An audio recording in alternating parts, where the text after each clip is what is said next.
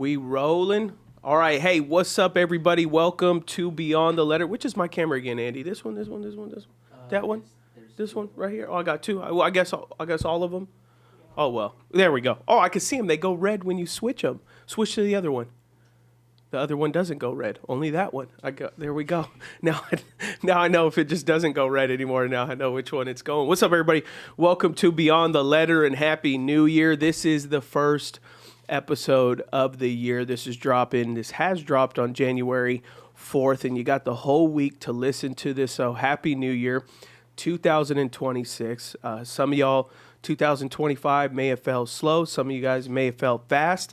But as you could tell, this is a solo episode for Beyond the Letter because I'm going to have some conversation style. So we're clipping some of this for social media right now. So if you're on social media, this episode I'm going to be talking about is how to establish some goals, some framework, some healthy habits for the new year. Everybody always talks about New Year's resolutions. But at the end of the day, if we're honest, we don't always finish them, complete them, or even start them. So this episode is all about what can I do into this next year that leads me to a life of health in every category. And so we're going to talk about that today. So if you're watching this on social media, why don't you go ahead and comment New Year, just say New Year, and our team, we're going to send you a companion guide alongside of this because you may want to, over the next couple weeks, work through some of these reflections, work through some of the things from last year. And so I made a companion guide that you could comment New Year, or for those listening to this episode right now, you could just go to my website, adamessa.org. Should be a prompt that pops up that says New Year. Type in your email in there and I will send it to you. You can also go back to Instagram if you're watching this on any of the other platforms and comment the same, and we will get it sent to you. Well, let's go ahead and jump into the new year because it's always a new year, new you, a new opportunity to be able to accomplish your goals, grow a stronger relationship with the Lord, be a better husband, father, mother, wife, student, individual, all around, wherever you're at in life. I think we all step in the new year with a fresh perspective and fresh desires. And so I thought, why not better than share some of the things I've been reflecting on, but also share about 6 frameworks that you could step into, because I'm not going to call them resolutions. I'm going to call them frameworks because a resolution, we tend to treat resolutions as a sprint. Or I'm going to sprint after this. I'm going to try to lose that 20 pounds. I'm going to try to do X, Y, and Z. And then once we feel like we're not doing it as fast as we should, accomplishing it as well as we should, the moment we get off of that habit or whatever it is, it all just kind of falls to the wayside. And so more so, what I would love to do this episode is like, hey, let's shift our level of thinking, our framework that we do when it comes to our year and to our life. And so I'm going to share some reflections with you guys. And then also I'm going to work through some of these. I'm going to offer some questions that you can ask yourself. A lot of it will be written on the companion guide that you can get a hold of so that you can read it more because maybe you're driving right now, you're at work, you may not be able to write. Also, I'm not going to share every reflection question. I'm just going to share a few. And so here's what I encourage you to do. As you go into the new year, one of the things I encourage you to do, a lot of this is going to take quiet time. So maybe this is a time that you're sitting in traffic, in the morning, on your couch, whatever it is. You're probably going to need some type of quiet, some type of alone time to work through some of these things. And some of them may sound similar to each other, but I'll break down on why they're different. So I got 6 frameworks for you today. The first framework is close the last chapter before you open a new one. Here's what I mean by that. This one is specifically non-action based. It is only reflection. So framework 1 is only thinking. So hey, guess what? If you can think, you're already winning at the top of the new year. You don't have to do anything yet. All you got to do is be able to be good at just sitting down and spend a moment of reflection. And here's the thought, like I said, close the last chapter before you open a new one. Here's what happens. A lot of times we start the new year and you're trying to stack goals on top of other goals. You're trying to stack new rhythms on top of other rhythms. And that's why we often fail, because we don't reflect on what worked, what didn't work, what was healthy for me, what wasn't healthy for me, what should I continue to do, what should I stop doing. And so the first thing you want to do is begin to start some reflections, right? And so a lot of times we're always talking about new beginnings, but we rarely talk about healthy endings. So this is what I want you to think through first for the first framework is, what is a healthy ending look like starting this new year? Because if we're frank, there are some things that you don't need to take into the next year. There are some habits, some relationships, some friendships you don't need to take into the next year. And here's the thing, you can't step fully into what is next if you're still carrying what was. That's very difficult to do. And so maybe last year you experienced a lot of tiredness and a lot of burnout. Maybe you had relationships changed. Maybe you had friendships that are no longer existing, relationships that are no longer existing. Maybe you have new relationships that have sprouted up. Maybe you went through one of the hardest seasons of your life in 2025. Spend a second and think about that. Because whatever we don't think about, whatever we don't address, it ends up just getting bottled up. And at some point, it explodes somewhere in our life. And maybe as you're thinking, maybe school took more from you, job took more from you. Maybe a season of raising your children took more energy from you than you realized. Maybe there's a version of you from last year that just no longer fits with who you are. You know, maybe you're ready to be done with some habits and some things. And so here's what I want you to do for framework one. As you're sitting and you're reflecting, start processing what things do I need to heal from? What things do I need to move on from? What things do I need to give over to God? What do I need to release? Because a lot of times we just go, okay, I'm going to grin and bear it. Let's go on to the next thing. And that's not healthy. You need to be able to sit down. What is it that I need to move on from? So here's some practical reflections I want you to think through that's going to help you with this first one. Before a new season begins, a chapter has to end. And so what I want you to think through is, the first thing is this. Last year, what took the most out of me last year? What took the most out of you? What took the most energy? What took the most emotions? Now, you're not necessarily putting a negative balance on it yet. You're just doing a reflection on it, okay? So it may end up being a positive thing, but just want you to think through at first, what has taken the most energy from you this past year? What has it? Okay, so I want you to think about that. Second thing I want you to think about is, what gave me the least in return? So what took energy from you but has had the least amount of fruit from it, okay? Because at the end of the day, work, job, kids, family, all that, anything else, friendships, it's all going to be hard work, but not all of it's going to be fruitful. And I'm not going to be encouraging you in this episode that if you've given a lot of energy to your wife and kids or your husband and your kids, and it produced no fruit, to get rid of it. That's not going to be my advice. My advice is just going to be, let's look at it differently and how you can address it. We'll get to that in some of the later frameworks. How can you change that? Someone may say, school took the most out of me, or whatever it is. Here's another one. What do I need to let go emotionally, mentally, spiritually before I move forward? So what is it right now that is absolutely draining you? Okay. And then we're going to move forward towards some of those practical things. But remember, right now it's just all reflection. You're not putting activity to it yet, because there's some other frameworks that's going to help you dial in the right approach for some of these things. But it's good to know. It's good to know what has been exhausting for you, what has been tiring for you. What is it that doesn't seem to have produced much fruit, but you've given a lot of energy towards it? You've given a lot of things towards it. So think about that, okay? I want you to think about that later on. Now, here's framework 2. Now we're going to start going into a little bit more practical, and then it's going to ramp up more and more. The second thing is this. Pay attention to what drains you and pay attention to what gives you life. Pay attention to what drains you. Pay attention to what gives you life. Because your energy, your breath, every single day is a gift from the Lord. And so you want to make sure that you are paying attention to what are the things that deplete you and what are the things that give you just energy. It's what you need, and it's different for everyone. And as long as it's not sin, it's different for everyone. You know, some people say, oh, well, this gives me energy, and to be frank, that might be sin. And so what we want to do is be able to encourage the things that give you life, that are part of the free grace of God. And then you also want to pay attention to the things, hey, what am I doing that's just absolutely depleting me. And so for some people, not everything that is good for you feels good. Not everything that feels productive is actually healthy. And so what I want you to think about is a couple things like this.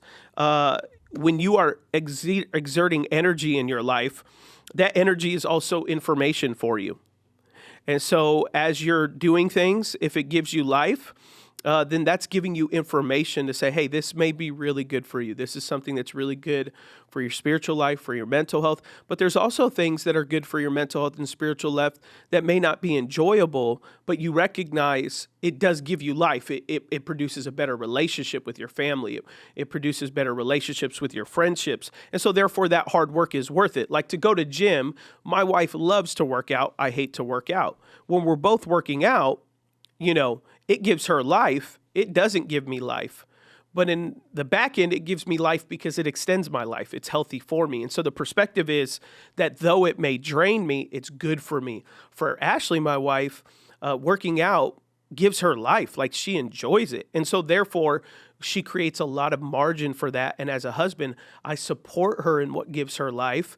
And for me, she supports me in having no desire to work out, but encouraging me to do it because it's healthy for me and I need to do it because I want to live long and I want to last long in life. And so that's where we're encouraging one another. On a hard day, I'm encouraging her to go spend some time working out. In a hard day, she's not encouraging me to go work out. She's encouraging me to do other things that I enjoy. But on days she's saying, hey, I've noticed your routine hasn't changed. You're not back in the gym. We want you a long time. All that stuff like that. She's helped me with. And so we got to think about that. So what we have to realize is that God often also uses exhaustion to reveal misalignment. And so there may be areas of your life where you find yourself exhausted and sense energy that God has given us produces a lot of information for us.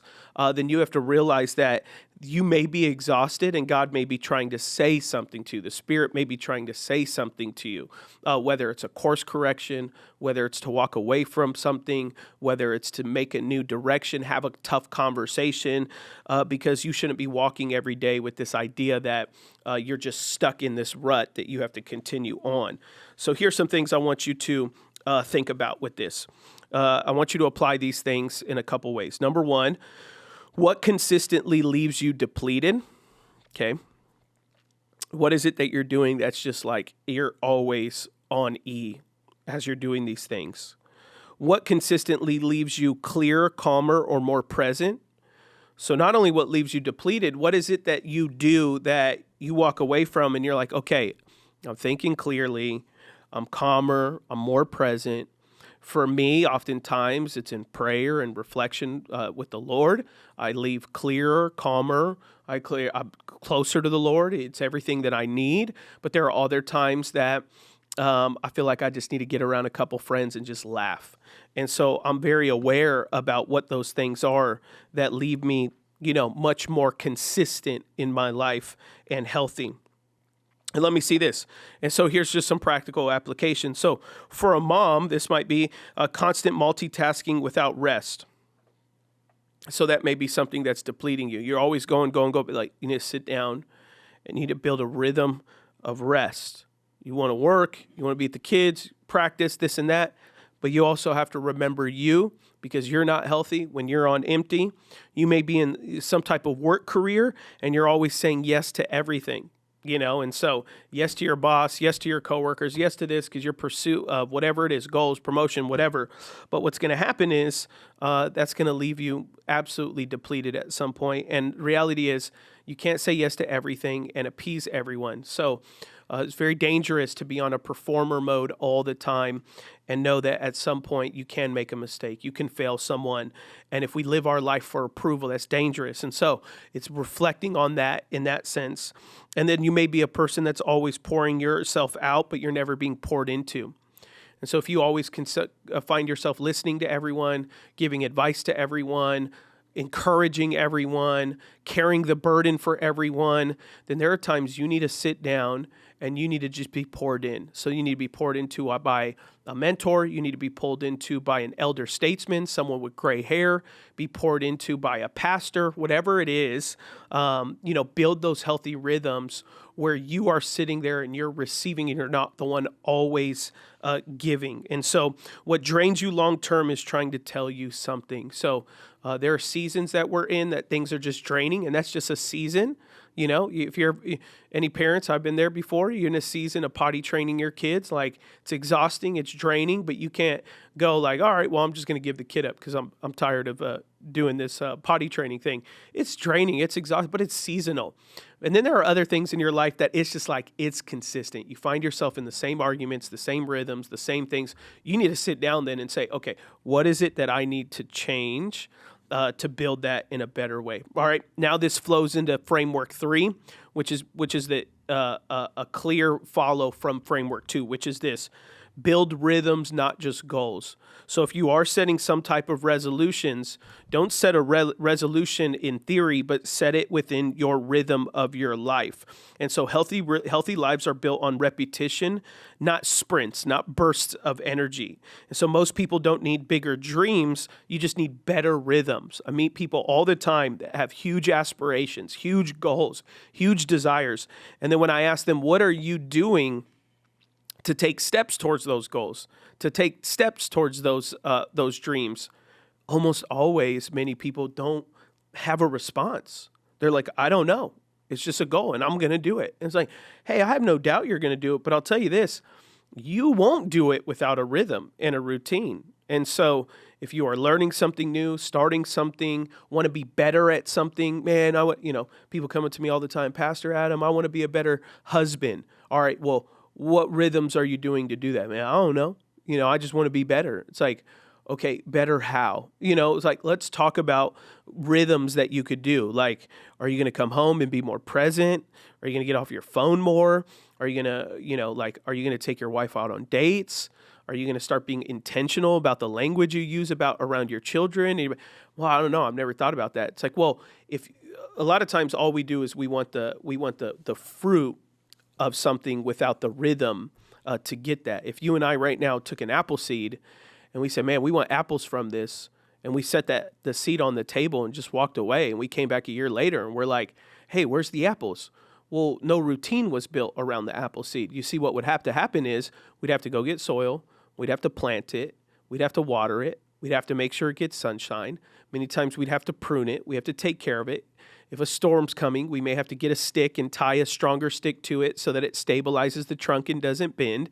And so there would be this regular routine we'd have to have. And then guess what? Wow, 2-3 years from now, look, we got apples. Not just because we had a seed of intention or a desire for the outcome, we had the rhythms that produced it. And so I want to encourage you to be processing what rhythms that you can do. And so a lot of times what happens is we think that we're not trying hard enough when it comes to our dreams and goals, but that's not the truth. The problem is that our lives are unsustainable as we currently have it structured. And so you may have to restructure your habits. And so these are healthy rhythms and balance that have sleep and Sabbath rest and prayer and exercise and time with people who matter and margin in your week and time to reach your goals of whatever that is, whether it be education, relationship, whatever it is. And so what I want you to think through is a couple things with this. Is I want you to think through what grounds you every single day. So what is it that you need that centers your emotions? Like I shared for my wife, it's spending some time working out on a treadmill, lifting weights. Ashley comes back, she's ready. If she doesn't get that most days, she's anxious. Everything is at a high alert. She's frustrated with everybody and everything. And then when she gets that time to herself and that time to decompress, she's good. Same thing for me. I've gotten to the habit of sauna and cold plunging, doing it almost every day. So 30 minutes in the sauna, 3 minutes in a cold plunge. And I really feel like I'm ready to go throughout the day. It's some of the hardest things that you'll experience in a given day. So that's been part of my routine. That's for me, that's like that's what grounds me. Also, what restores you? Is there anything that restores you? Is there any interest, any hobby, anything like that? Also, what recenters you? And so what is it, the things that through the chaos of your rhythms and routines, what gets you back to normal? And so for every individual, it's going to be different, but I want you to think about those things. And so whether you're raising kids, running a business, in ministry, working something, a super demanding job, you want to be able to find rhythms and balance with what you're doing. You want to be able to find time. That one of the biggest things for me, it's like Ashley has shared it before on Beyond I Do. When we first got married, I was a night owl. I went to bed at 2, 3 a.m. I enjoyed it. I stayed up. I had a company. I would do work and this, but I'd also enjoy, watch a movie or whatever, and then I'd sleep in. I'd be exhausted. I'll try to sleep 9, 10, 11 a.m. And then I start becoming a father, having greater responsibilities. I realized, man, I can't do this anymore. As much as I enjoy it, nowadays I can stay up past midnight to save my life, even if I tried. But that's because I created new routines, new rhythms that involved getting up early for my sons, for my family, help get them ready, spend time with God, spend time in the sauna, that have overall made me more productive. And for me, what's important for me is productiveness. For others, it may be other things, but for me, it's to have a healthy, productive life that's also present for my family. And so over the years, I've had to build whole new systems, rhythms, and routines. One of my biggest ones, because a lot of people know how busy I am, is Monday. I don't touch Mondays. I don't do meetings on Mondays. That's my weekend because I'm a pastor. So I don't do meetings on Mondays. I don't take calls on Mondays. I put my phone on Do Not Disturb all day. People learn it. They know it. I have to reiterate to people all the time. People will message me, even people on our team, on our staff. Hey, Pastor Adam, can you call me? And I'll respond, how big of an emergency? And if it's even slightly like, oh, it's not a bit, okay. Then I go, remember, Monday's my day off. It's just cleaning a boundary. Like, trust me, don't engage me. Don't even start to tell me what's wrong, because then you're going to engage my mind. If it is not a full-scale emergency, do not reach out to me on Monday. I'm resting. I'm spending time resting in the Lord. I'm doing things that I enjoy. I'm trying to get my mind back centered right now I only take pretty much one day off a week. So I work 6 days a week, Tuesday through Sunday. So for me, Monday is like, that's it. And it's a boundary for me. And so those are the things that have become important. All right. And so think through those things, and your life will always reflect the rhythms you repeat. And so chances are, if there's something that you're kind of unsettled for in your life or not happy with in the production of where you are at in your current life, chances are there's some type of rhythm that's unhealthy, that needs to be recalibrated. You know, I've been around people many times that were like, they would celebrate that they were up at 5 a.m. and they went to the gym and they do this and they do that and they eat healthy and all that kind of stuff like that. And then, you know, I'll get around their spouse and their spouse is like unhappy with the marriage. I don't get any time with them. I get the kids up by myself. I do this, I do that.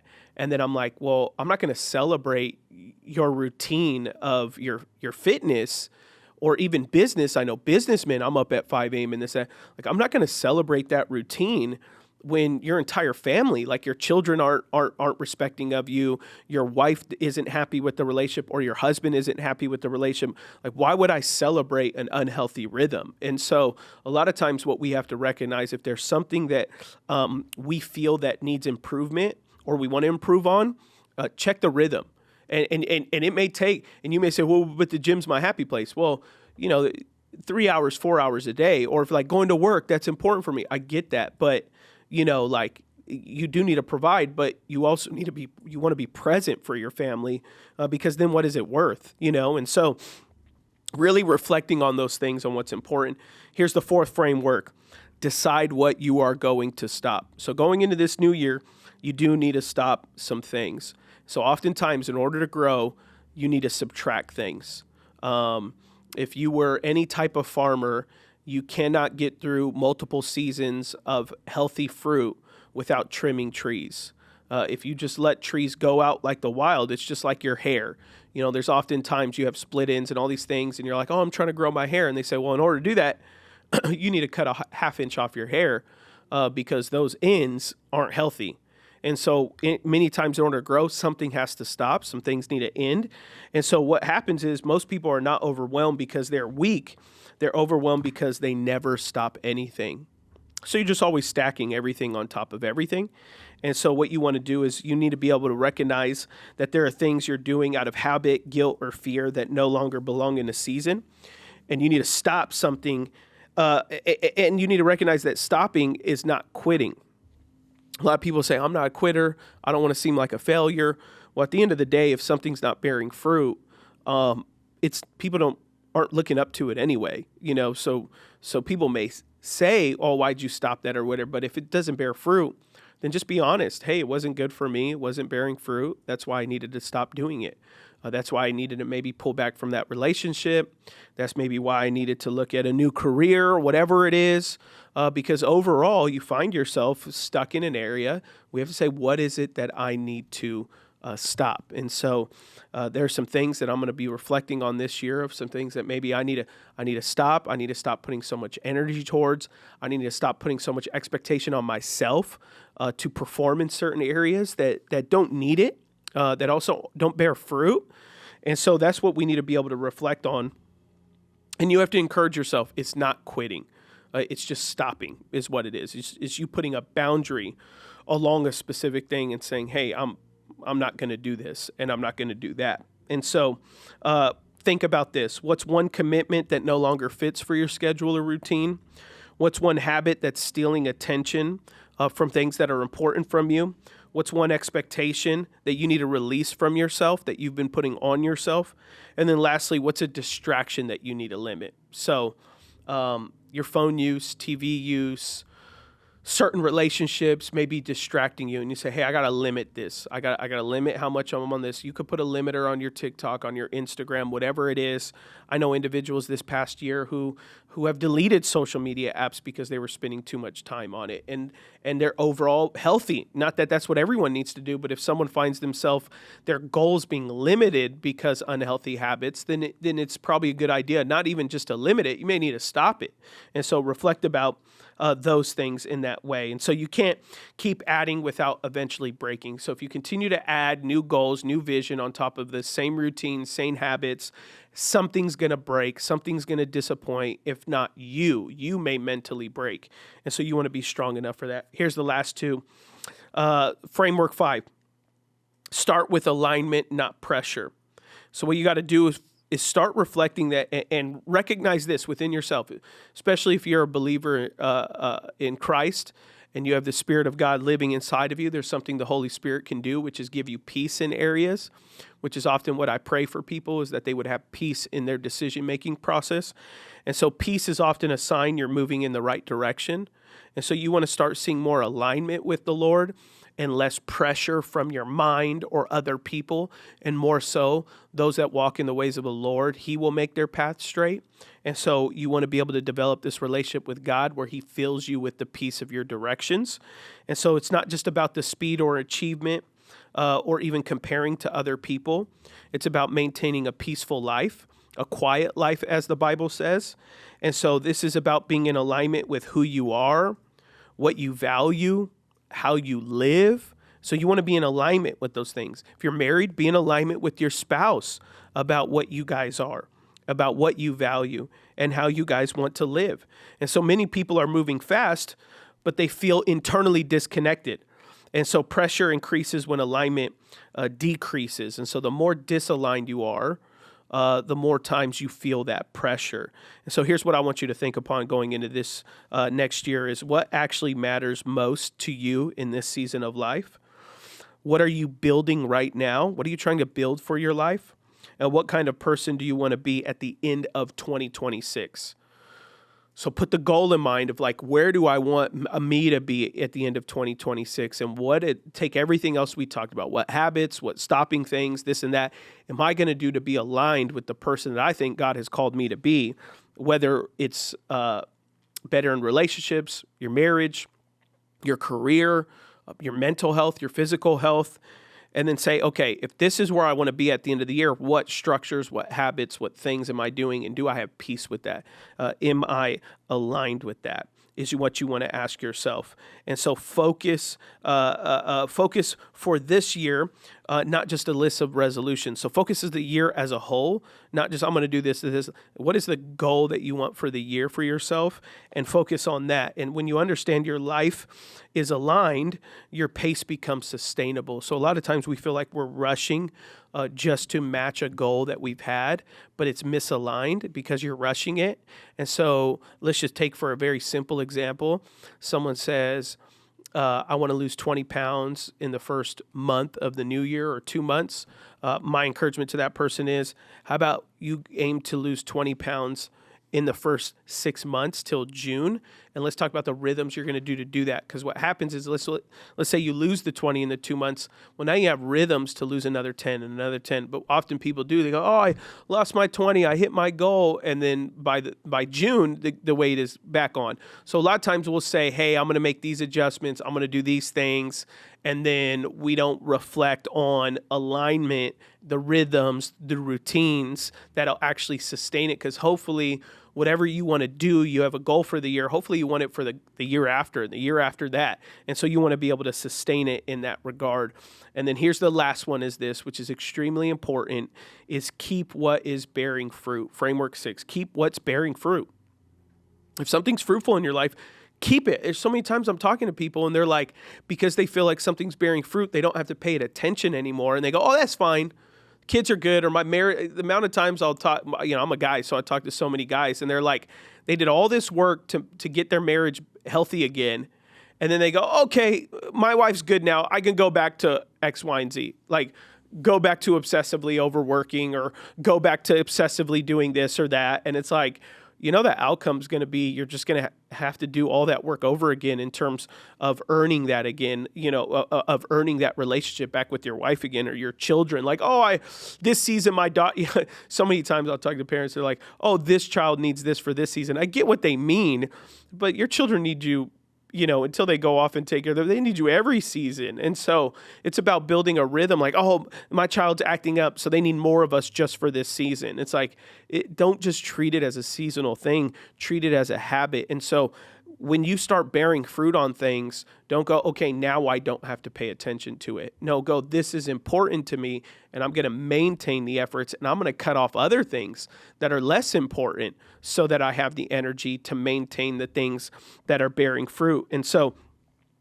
what we have to realize is it's not about being just harsh on yourself. It's about being honest. Keep only what bears fruit, because that's the specific part. Keep what bears fruit, which means there may be some things right now in your life that aren't bearing fruit, and you have to release it. You want to let it go. And so not everything you tried last year needs to be repeated this year.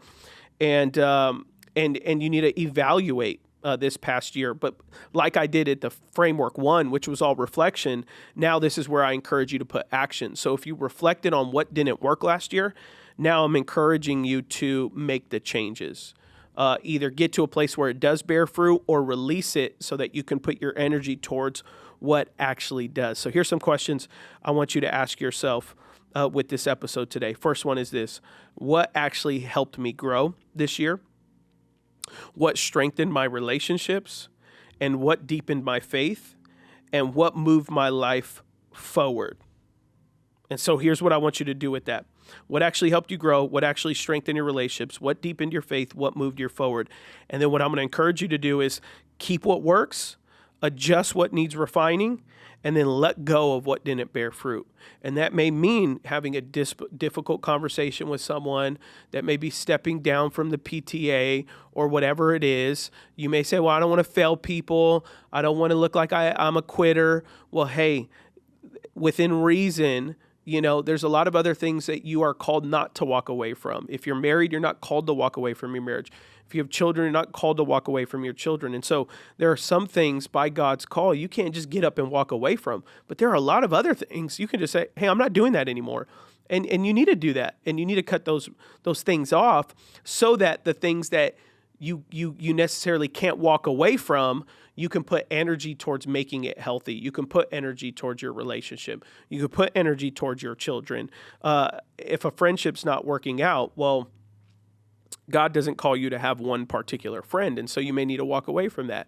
Or you may need to walk away from a season of work, a specific job, and look for a different type that you feel is going to work better with your own health and things like that. And so it's really reflecting. Or there are other things that you may say, man, it's tough. It's hard. I'm not a fan of it, but it's good. It's good for my family. It's good for me. And so therefore, I need to just continue to grind it, just build healthier rhythms and routines around that. So what I want to encourage you is that wisdom honors efforts by learning from it. And so you become a wise person when you recognize there are things that I need to keep and there are things that you need to let go. And so as you step in the new year, don't ask how much you can accomplish, but ask what kind of life are you building and what kind of life are you desiring to build. And now put your energy and your momentum through those things so that you don't find yourself at the end of the year back where you started, which is full of goals without any routines, full of ambitions without any fruit. This way you can actually have everything that you are trying to put your energy towards, and you be healthy at the end of 2026. So everybody, we got some great episodes lined up for the year, some great conversations, and I look forward to them. I hope these helped you out. Once again, if you want to reflect on them a little bit deeper, then you can go ahead and download the companion guide on our website, adamessa.org, or go over to our Instagram at Beyond the Letter, and you can find the little comment thing there, and we'll send it to you over there as well. Hey, why don't you share with us in the comments if you are working on this on a YouTube or something like that. Share with us, what are some goals you have for the new year? How can we be praying for you in the new year? Maybe share some things that you feel like you need to give up or walk away from, and what are some things you need to double down on? What are things that are being really healthy that you're like, man, I really need to double down on this because this has been really good for me and this other thing hasn't. So let us know. And if we don't see you soon, have a great new year. Have a great day. God bless you. Bye.